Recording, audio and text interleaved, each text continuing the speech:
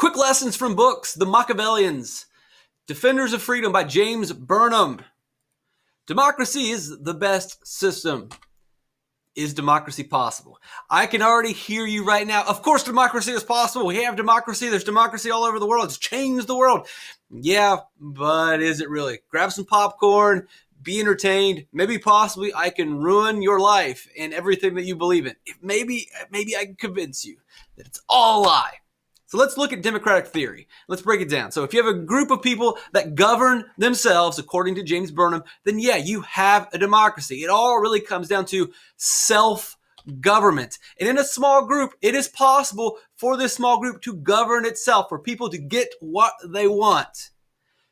It is possible. In a small group, if we're looking at really the basics of democratic theory where we have self-government, that's keyword self, it's possible in a small group where they can, reach decisions unanimously. That's important, because if it's not unanimous, then, hey, I want to go to war. Hey, we don't want to go to war. And if they get what they want, then guess what? You did not get what you wanted. So guess what? That's not self-government. That's the way it works, folks. If we're going to say that democracy is self-government, then it has to be self-government. But it's possible in a small group. It is possible to reach decisions unanimously. You need a second thing. You can get this scenario if your group has shared values. Because if you have shared values, then those shared values are going to lead you to unite together for a purpose. And if you're united, then you can reach decisions unanimously. And if you all agree, then guess what? That's self-government. That's the strictest, most basic form of democratic theory. That is what a democracy is. That is self-government. The key word is self. Because if it's not unanimous, if these people decide this and these people say no and they don't get what they want, then guess what? They're not governing themselves. They have to do what the other group tells them to do. That's not really a democracy. That's something else. I know you're thinking, no, that's democracy. No. This is democracy. This is what James Burnham, by boiling it down, that is what democratic theory is. That's what it is described as, self-government. What you are used to, what you commonly associate with democracy is something else, but it's not a democracy. Now, and he's going to explain. Let's look. So as the group gets bigger, as the group grows, which is natural to civilization, societies get bigger and bigger. In a small group, it was possible. But as the group grows, guess what? It's going to be very unlikely that this group's going to have shared values amongst all the members. And if they don't have shared values, then they're not going to unite. And if they don't unite, then they don't reach unanimous decisions. And then guess what? It's not really democracy anymore. So this is what you believe. To make this democracy work, we must introduce arbitrary rules. Rules that are not in accordance with democratic theory. You have to abandon your original beliefs. You have to abandon the strict understanding of what democratic theory is to make it work. Because mechanically, you can't make it work. As your group grows, people have different views. They have conflicting opinions. They can't agree on things. You can't reach unanimous decisions. It just doesn't work. So you either say, well, this is no longer a democracy, or you start to change out what you believe a democracy is. You have to abandon your principles and you have to make up arbitrary rules. What are some of the examples of these arbitrary rules that you make up so that mechanically your quote unquote democracy works? Well, arbitrary rule number one: some people are governed but are not allowed to govern. Some people are governed but are not allowed to govern. It's no longer a self-government. For a perfect example, the young. Young people, they don't get to vote. They are governed, but they don't get to govern. This is no longer self-government. You have to create arbitrary rules to mechanically make this work. Young people, criminal. Let's just focus on young people not being allowed to vote. We say that, well, she's too young to vote, but he's 18, so he gets to vote. That's an arbitrary number that we decide, oh, when you're 18, then you get to make decisions for the group. Why is that? These are exceptions created to make the system work. You're abandoning your principle of self-government, allowing the people to make decisions by deciding, well, she's too young. And you might argue, well, she doesn't know enough. Oh, okay, so you're going to now create another arbitrary rule. Oh, well, this person has been, they're smart enough, so they get to make decisions, but you don't get to make a decision. That's not self-government. If you're excluding people by age, maybe their criminal record, maybe they're insane, or maybe by property, race, or education, you're excluding people, that is not self-government. If you are not allowing someone to govern, then it's not self-government, according to James Burnham. Arbitrary rule number two: It's too hard to get people to agree. So a numerical majority will make the decisions for the group.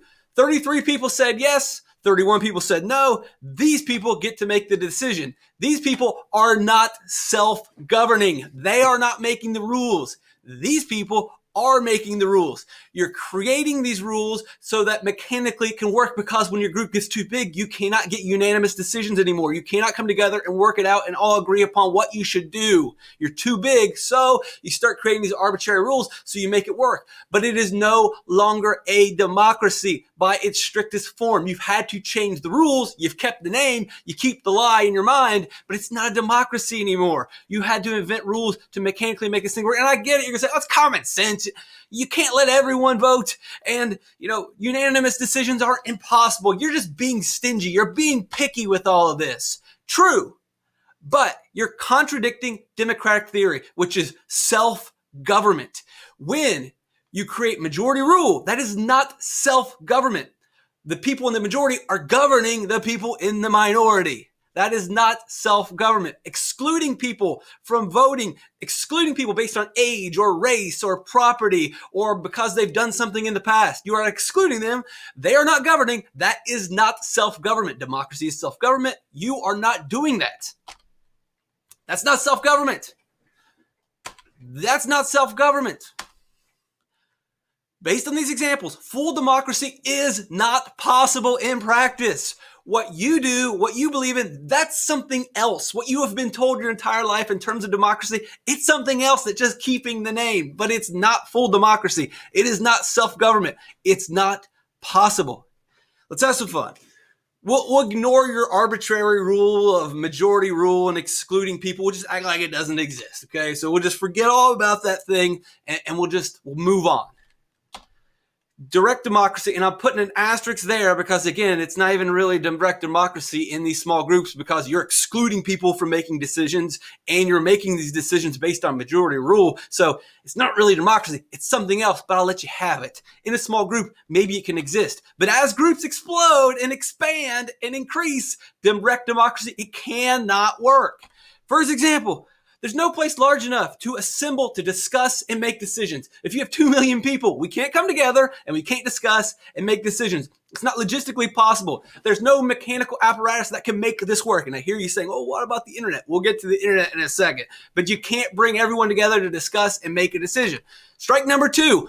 If we were somehow possible to bring everyone together to make the decision, psychologists know that large crowds seldom reflect the considered opinions of the constituent members of the crowd. Mob mentality. What you believe and what you would vote on, once you get in the crowd and everyone's saying something, guess what? You often change your mind. And the decision that the group or the mob makes is not the decision that the constituent members would have made. Find a witch, burn her, right? It's an angry mob. This is what happens. If somehow we were able to bring everyone together to make a decision, we probably would make the wrong decision. Strike number 3. Imagine 1 million people meeting to discuss 10,000 candidates. The meeting would never end. Direct democracy is not mechanically or logistically possible. And we realize that. And that's why we basically abandon democracy. Democracy doesn't exist, people. It's not happening. We're showing you the examples of, yeah, I guess you're right. We can't all come together and make decisions, can we? Even if you were to go online and say, well, we'll all convene in a giant chat room so that way millions of people can come together and discuss 10,000 candidates, how could you ever go over all of the ideas or candidates? It's impossible.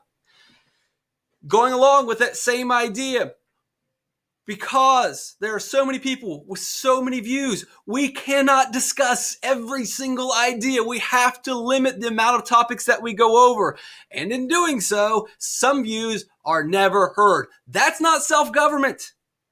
That's not a democracy. A democracy is self-government, where you get to make the decisions. How could you possibly make the decisions if your voice is never heard? Yeah, that's right. This does not sound like self-government because it is not self-government. And I know you're like, well, of course you can't do those things. We're not talking about, but correct. I'm correct. Democracy doesn't work. Of course we can't do those things because democracy, self-government does not exist. You have something else. Let's keep going on. Only a few speakers can be heard in these scenarios. Not everyone gets to speak.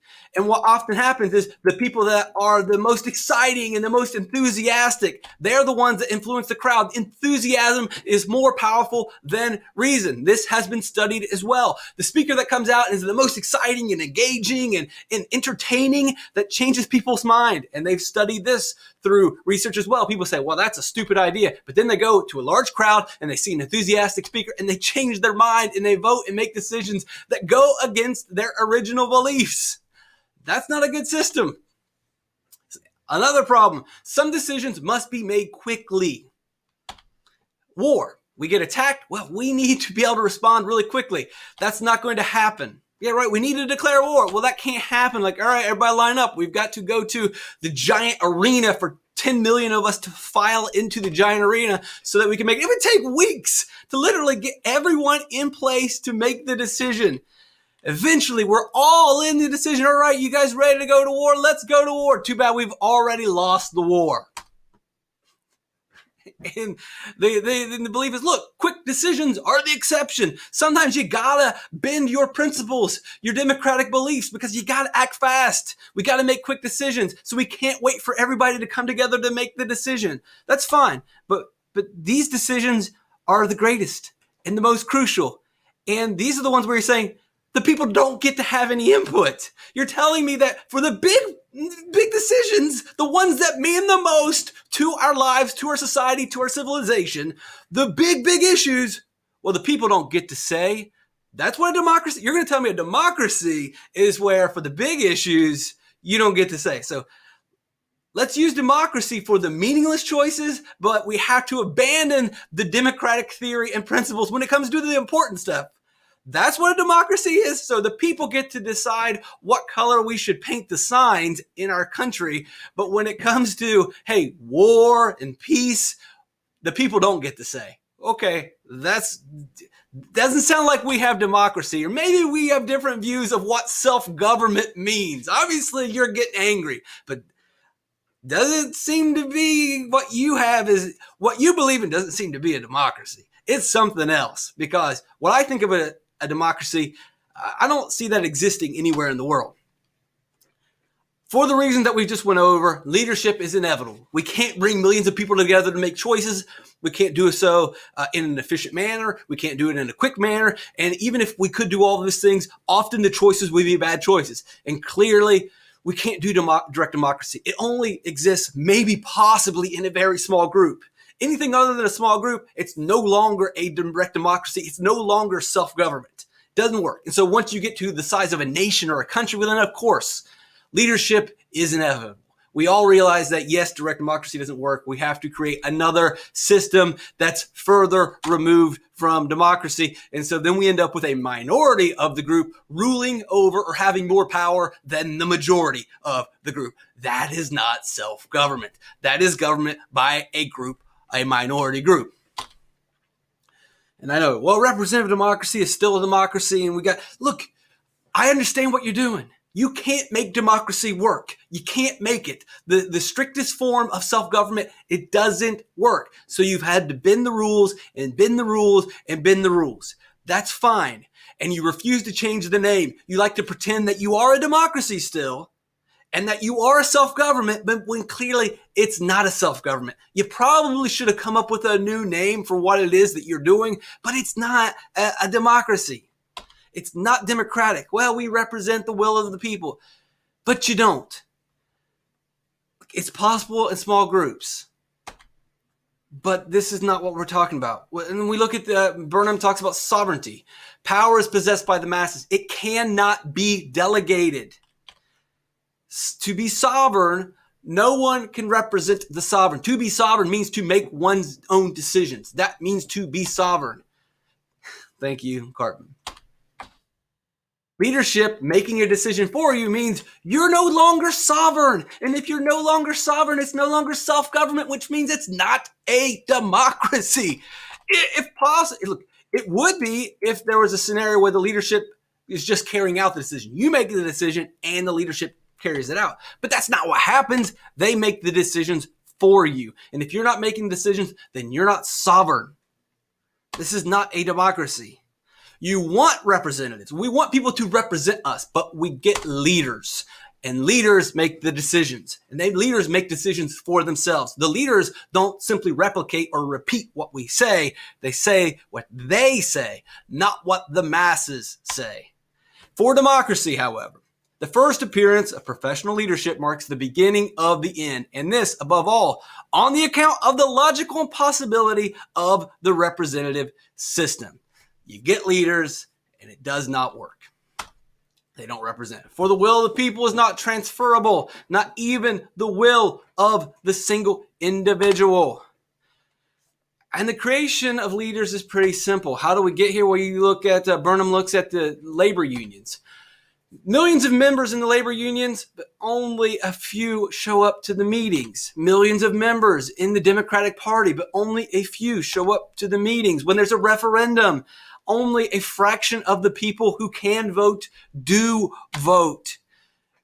And often the Democratic Party, they're glad, hey, you want to go knock door to door, you want to organize, you want to make the phone calls, cool, you go ahead and do it. People are more than willing to allow the leaders, they're more than willing to allow people to take over so they can sit back and do their own thing. It's indifference, it's passivity in the larger group that allows the leaders to take over because most people don't want to do it.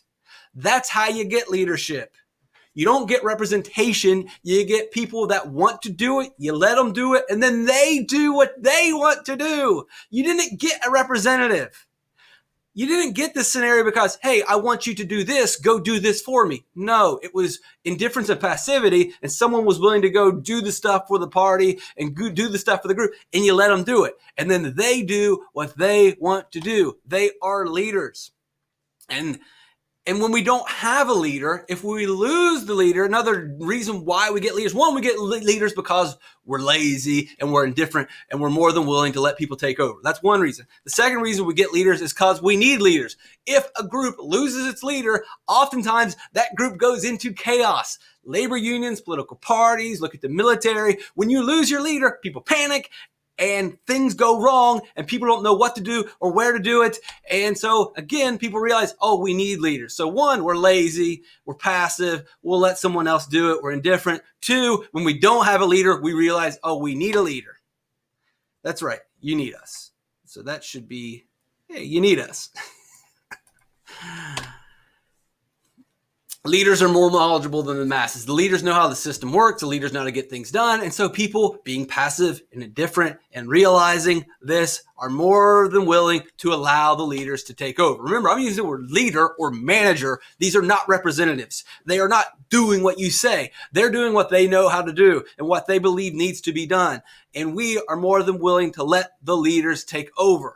And what happens is the leaders control and are not controlled. In none of these scenarios were the people telling the leaders what to do. In most scenarios, the masses were stepping back and allowing the leaders to lead. Because we can't have a system where everyone controls and everyone governs. We went over the scenarios in direct democracy of how self-government, it can't work. Logistically, it can't work mechanically. We end up with leaders. And once we get leaders, we've got leaders. And they are not representatives. In no way, shape, or form are they representatives. They are simply leaders. They are managers. They are calling the shots. Democracy doesn't even exist in theory, folks. James Burnham, a lot more really good ideas in here that will completely crush any of your views on democracy or the democracy that you know. Sure, democracy can exist in small groups. But once groups expand, it's not a democracy anymore, and we really have no business calling it a democracy. We need another name for it.